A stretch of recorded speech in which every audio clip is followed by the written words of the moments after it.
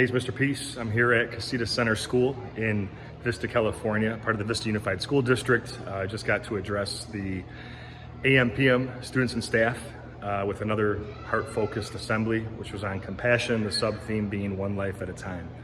And it's such an important topic, especially in today's world, that we do try to show more compassion, right? Whether it's helping someone out with a certain activity or a problem that they're dealing with, physically helping them up if they fall, picking something up for them, all these little actions.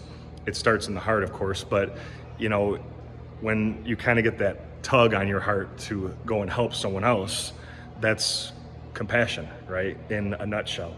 And it comes from a space of understanding, a space of empathy too, where you kind of put yourself in someone else's shoes, knowing that yes, they could use the extra support, or maybe they are going through something difficult right now. So even if they're choosing to bully me or put me down, I don't have to, retaliate. I don't have to do that back, right? And maybe the reason they're doing it is because there's some pain inside here.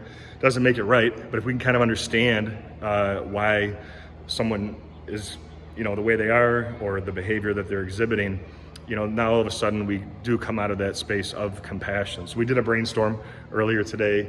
This is part of the presentation, draw a heart on a dry erase board. And we just kind of thought about things that have filled our hearts, over the years. And some of these students are only in kindergarten, first grade, but a lot of them have already dealt with loss, whether it's a person or a pet, people moving away themselves, moving to a different state, different country, new school, bullying, divorce, surgery, a lot of other stresses and worries and fears that are all part of life. But if we're able to get past some of that, now we can be all in for this planet, right? We can start to really appreciate things more, but also be in a space where we are able to help even more, right? Because we're not burdened down or weighed down by all that extracurricular stuff, And so I think that's a really important piece that we really tried to target today, was to work through some of that with a meditation, some experiential exercises, the glow stick idea, right? Where, even a glow stick has to break in order to fulfill its purpose, right? In order for it to shine. And sometimes we are broken, but yes, we're also okay, right? And we can reach out for support when we need it. And, we can also, be that friend when we feel compelled to do that as well, right? And the other inspirational stories that I shared, the motivational videos, some of the picture slides, the physical props that really tried to reinforce what we were hoping to accomplish today. I think it really did hit home. A lot of students came up to me afterwards, and you could tell their heart was touched, something that they've been, they've seen me a number of years in a row, and they love when I keep coming back talking about peace, teaching about peace, and to see them so attentive and, eager to learn, that's really very encouraging for me, right? That we know that compassion is coming here at Casita Center and beyond.